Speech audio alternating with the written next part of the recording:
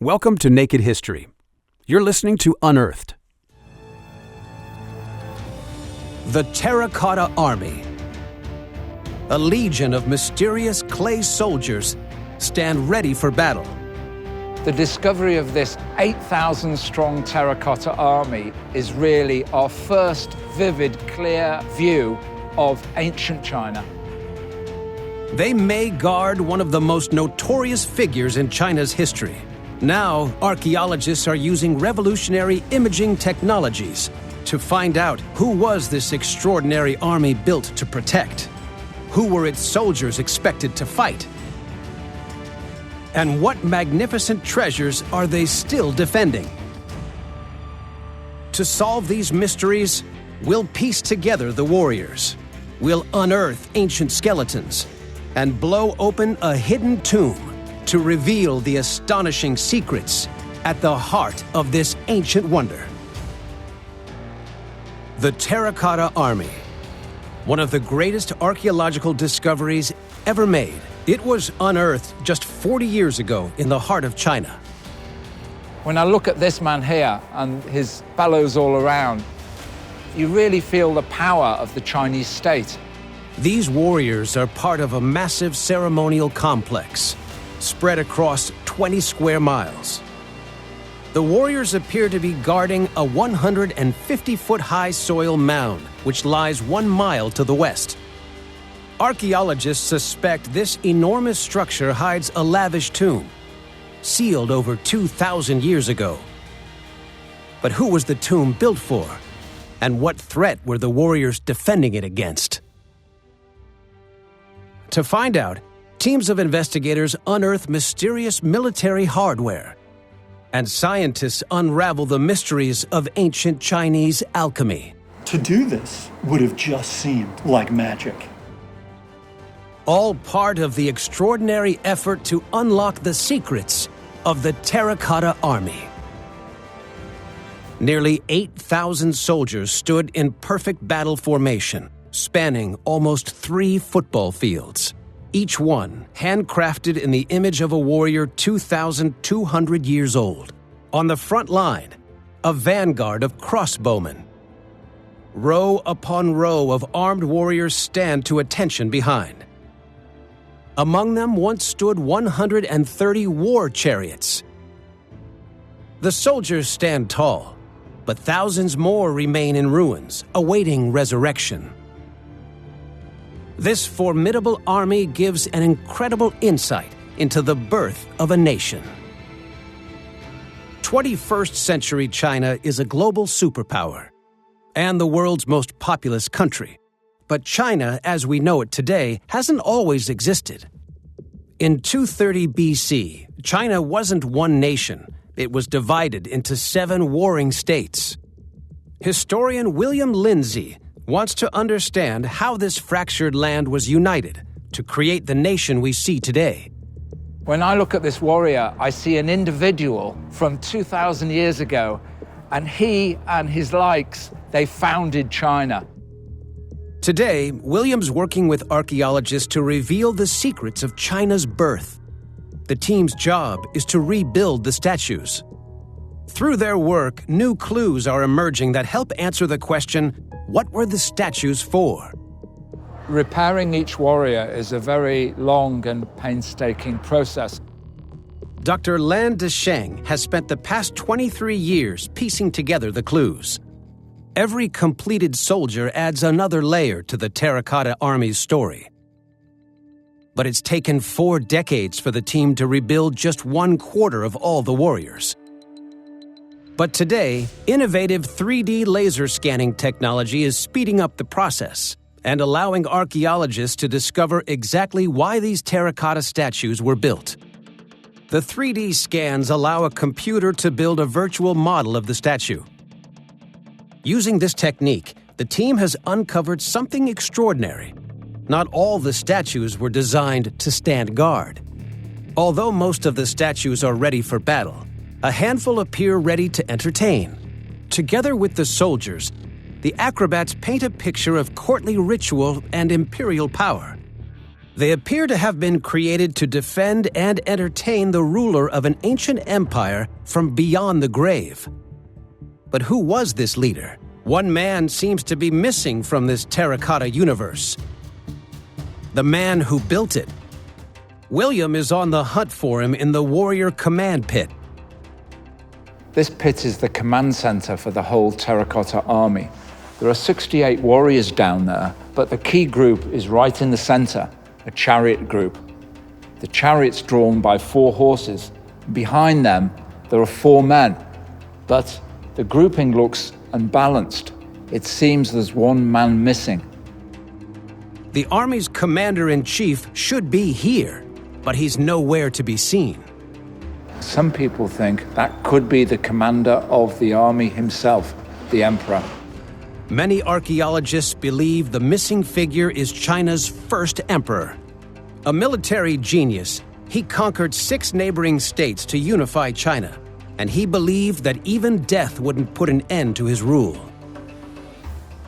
A power-hungry megalomaniac, he craved immortality and believed he would rise from the dead to take his place as the Terracotta Army's supreme leader.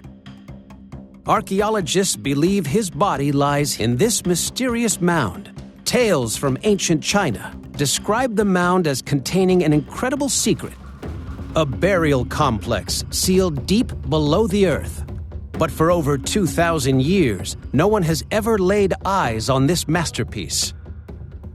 The tomb walls are said to be made from compacted earth, towering 150 feet tall.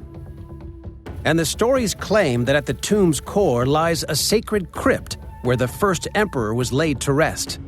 This tomb may hold the secrets of China's first ruler. But for now, it remains one of history's greatest enigmas. If the treasures in the first emperor's tomb promise to be so spectacular, why haven't archaeologists already uncovered them? For decades, the Chinese have said, no, we're not going to explore it, we're not going to excavate it because we don't have the expertise or the preservation skills to save those antiquities. But I think sooner or later, curiosity is going to get the better of them. They're going to open up the tomb of the first emperor. The ancient Chinese were buried with all the items they'd need in the afterlife. The earliest tombs were simple pits containing food and weapons. But over time, the tombs became ever more elaborate. Thousands of items were added: chariots, musical instruments, and ornaments.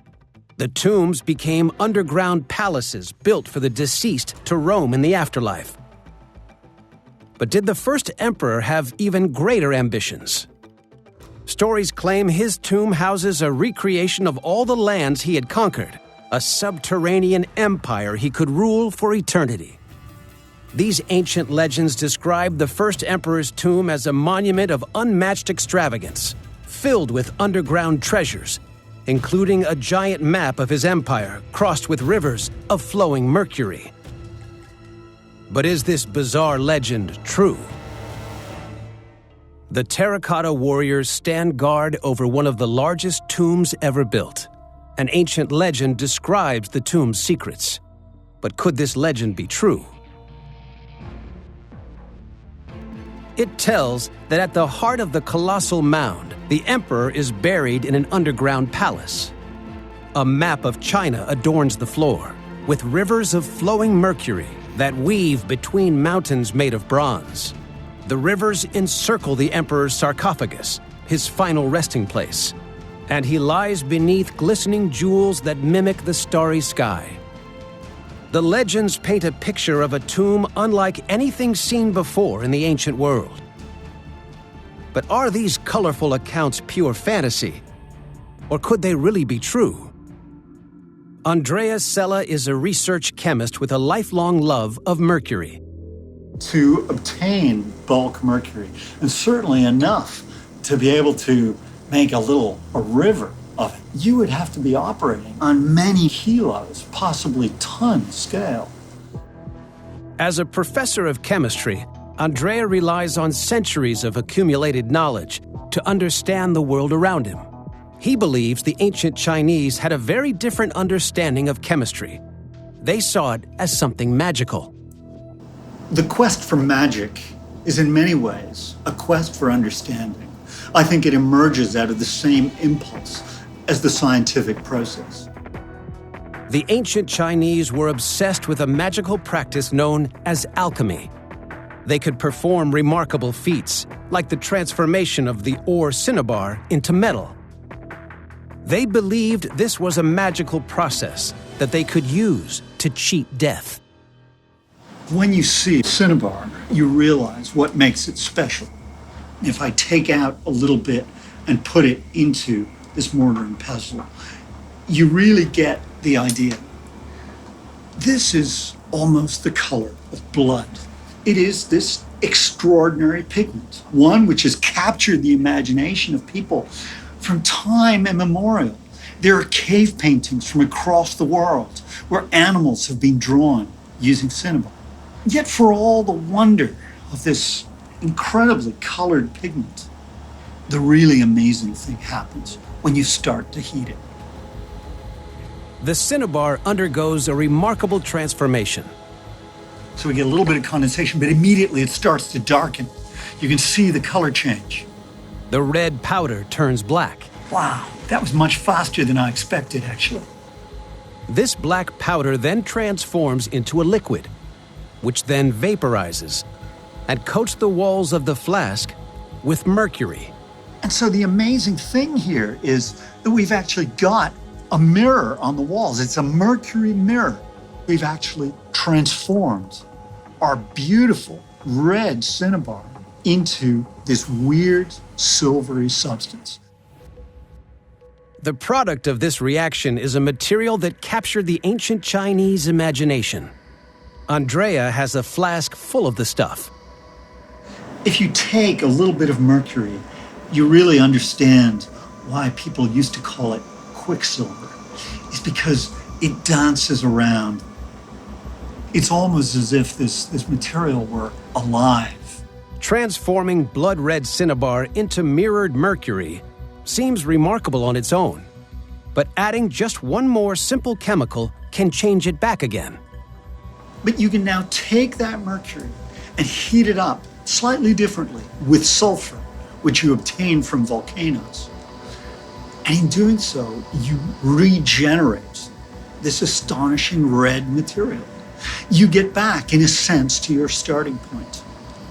And so the fact that you have this closed loop becomes almost a metaphor for this idea that you start, you die, and then perhaps you can be reborn.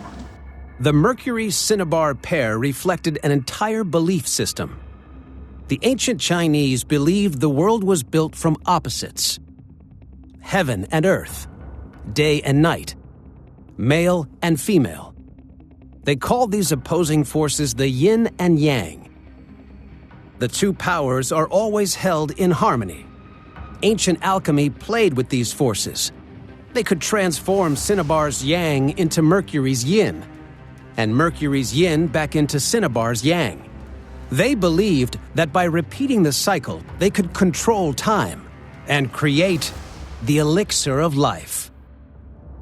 Some scholars believe that alchemists told the emperor to consume potions laced with mercury so that he might live forever. But Andrea thinks the mixture may have done exactly the opposite.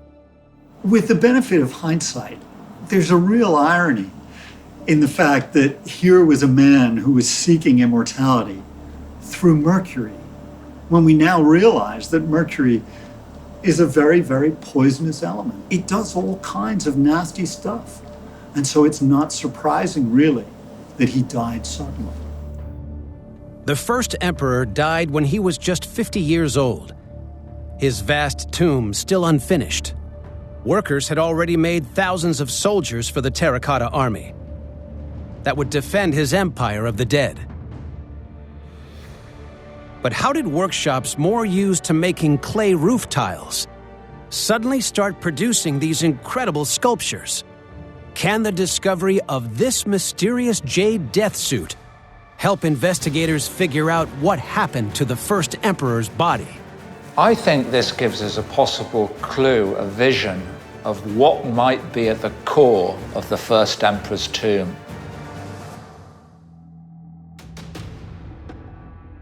China's first emperor built a terracotta army of almost 8,000 warriors. But no Chinese craftsman had attempted to create such lifelike statues before. William Lindsay is investigating how they managed to achieve this incredible feat with no previous experience to draw on. To think that those are the finger marks made by an artisan 2,200 years ago is absolutely amazing. Each warrior is totally unique, with individual facial expressions, hairstyles, and clothes. Although they're weathered today, in their prime, each soldier was painted in striking color. They were a dazzling spectacle of vivid pigments: red, green, purple, and yellow. The emperor's supernatural army stood shining in all its glory.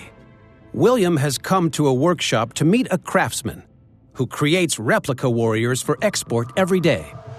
This workshop is able to churn out more than 10,000 life-size warriors every year, and they're able to do so because they have a fast method using molds to do the torsos. Today, master craftsman Han Ping-jer uses modern methods, but he also studies how the ancient craftsmen worked. Master Han believes the ancient Chinese couldn't have used molds for the warriors' torsos because they didn't have plaster. Instead, they must have used a much simpler method more commonly used for building pots. Master Han shows William pictures that reveal how the craftsmen in the first emperor's reign built the soldiers. When you look at this picture, you can see these layers of coils. Each one is about 1.5 inches in height, and it's clear that the body of the torso was built up in that manner up to shoulder level. They build up the warrior's torso, just as the ancient Chinese did. We've got to wait now until it dries. If we were to continue, the burden of the clay would basically make it slump. So the method here is do a bit, wait a long time. Making each soldier with coiled clay was a slow process. A factory line created hundreds of legs on spinning lathes. Another team coiled the arms, and another made the heads.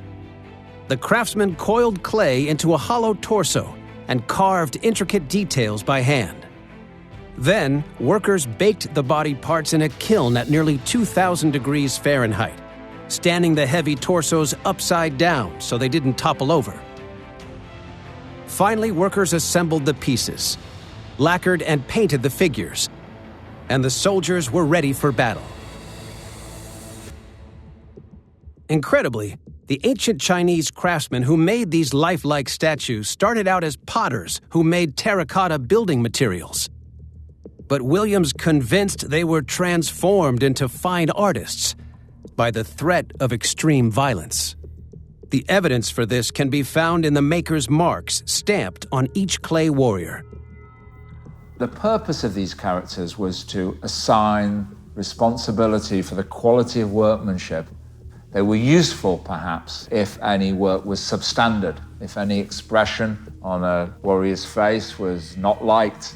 The inspectors of the warriors could easily trace back to the workshop and mete out whatever punishment they liked. William has more evidence that shows just how ruthless the first emperor could be. Just beside his burial mound, a graveyard of shallow pits has been found, and it's full of skeletons. Skulls, ribs, limbs, I can see everything here, even teeth. Very, very gruesome images that show us once the burial mound was built, the workers were cast into the pits, perhaps buried alive. China's histories tell us that the first emperor's terrifying regime buried alive not only slave laborers, but scholars too. His ministers ordered the burning of books. Under the first emperor, China was a totalitarian state. The first emperor meted out collective punishment, which means if one person fouls up any poor work submitted, the whole workforce would have been put to death. By enforcing such extreme conditions, the first emperor ensured that the warriors the workshops produced were faultless and ready to face any enemy. But what frightened him so much, and who was he expecting to fight? When we see the terracotta warriors, we don't see any weapons in their hands because the weapons were all found on the ground and they're now in the museums. William Lindsay has special permission to inspect some of the 2,200-year-old weapons unearthed alongside the warriors. The gem here is this magnificent bronze sword. The profile of the blade, the sharpness and the lethal tip that would have been plunged through armour. The warriors' weapons were real, but who were they going to fight? Professor Jiang Wei-shing is working at a pit immediately to the east of the burial mound. The floor of the pit is covered in thousands of mysterious stone squares. Professor Jiang believes that they're a clue to the warrior's potential foe. The pieces are jumbled together like a jigsaw tipped out of its box.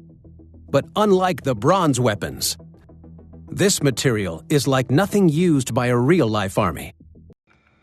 Piecing together the shards of stone transforms the fragments into a vest of armor. More than 600 pieces are fastened together with bronze wires. Each piece is just 1/10 of an inch thick and would shatter under a hard blow. If this suit were made for a living army, it would be made of leather. So why is it made of stone? This suit of stone armor took Professor Jiang's team 6 months to piece together. And Professor Jiang believes he's cracked the riddle of its surprising building material. The stone armor was designed to offer protection against evil spirits in the afterlife, because the emperor had good reason to be fearful of vengeful ghosts. In his lifetime, the first emperor invaded 6 neighboring states to unify China, and he made many enemies who wanted him dead. One assassin attacked him with a poisoned dagger wrapped in a map, one with a metal-ended lute, and another dropped a metal cone on his traveling carriage. They all failed, but the first emperor was afraid of similar attacks when dead. So he provided suits of stone armor for the spirits of his fallen comrades. These ghosts could fight alongside the Terracotta Army in a battle of the dead. The combined forces of the first emperor's spirit army were expected to defend the universe he would rule in the afterlife. But what treasures did the first emperor take with him when he died? The amazing thing about this chariot is if it was pulled, the moving parts would rotate. It's such a brilliant piece of art. The terracotta warriors stand guard over a universe of artistic brilliance. The surface of the horses and the detail on the chariot is absolutely outstanding. The sleeves of the charioteer, you can see the creases there. They look almost realistic, but they're made in bronze. It really is a masterpiece.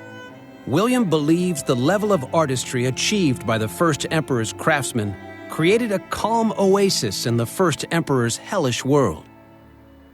The emperor is taking everything he experienced in his life to the underworld with him. The beauty, the magnificence of this chariot and the drama of those acrobats, I think they're just a hint of the glorious things that must lie in the underground palace of the first emperor. And that's a phenomenally exciting prospect for the future. The first emperor imagined a life after death of military might and artistic genius. But when he died, what happened to the world he left behind? The first emperor was buried in a magnificent mausoleum and protected by thousands of terracotta warriors. But archaeologists have discovered more than just people made from clay in the vicinity of his tomb. Archaeologists have discovered 99 pits sealed underground. They contain dark secrets. Surprisingly, the burial chambers are empty. But between the entrance doorways, dismembered human bones lie scattered across the ground. Somebody threw the body parts into the tomb passageways without ceremony. Whose bones are they? And why are they here? Dr. Zhu Si Hong is an archaeologist at the Mausoleum Museum. He's looking for clues that might reveal who the bones belong to. The emperor had many mistresses, and legend has it that some were murdered. Could these be their bones? Lying alongside the bones, archaeologists unearthed another crucial piece of evidence: the most ancient pearls ever found in China. Dr. Zhu believes the bones and pearls back up the story that the first emperor's son, Huhai, murdered his father's mistresses. But Huhai's rule was rocked by political strife. In the main pit, William is looking for evidence of this vicious end to the empire. See this warrior here, this color is not the original color. No, this is the original color, and this has been burned, and it gives us a clue of how the emperor's dream of his dynasty, his empire lasting for 10,000 generations, came to a very sudden end. Within a decade of his death, the dynasty was overthrown. William believes the scorch marks are evidence that rebels overthrew the empire, and tomb raiders ransacked the terracotta warriors. The rebels entered those tunnels, set fire to the chambers, and caused the whole thing to collapse. The rebels who overran the empire destroyed as much of the first emperor's mausoleum as they could. But archaeologists believe that the first emperor's tomb was untouched. After 2,200 years buried beneath the ground, could there be anything left of his body? The discovery of the Terracotta Army has transformed our understanding of the man who unified China. But archaeologists still have countless unknown pits and hidden tombs to unearth. What treasures might the next 40 years of excavations find? William Lindsay believes the greatest surprise of all may lie inside the first emperor's coffin. Jade was prized even more highly than gold, and the Chinese believed it had magical properties. This is the death suit of Liu Wu, a Chinese prince who died just 66 years after the first emperor.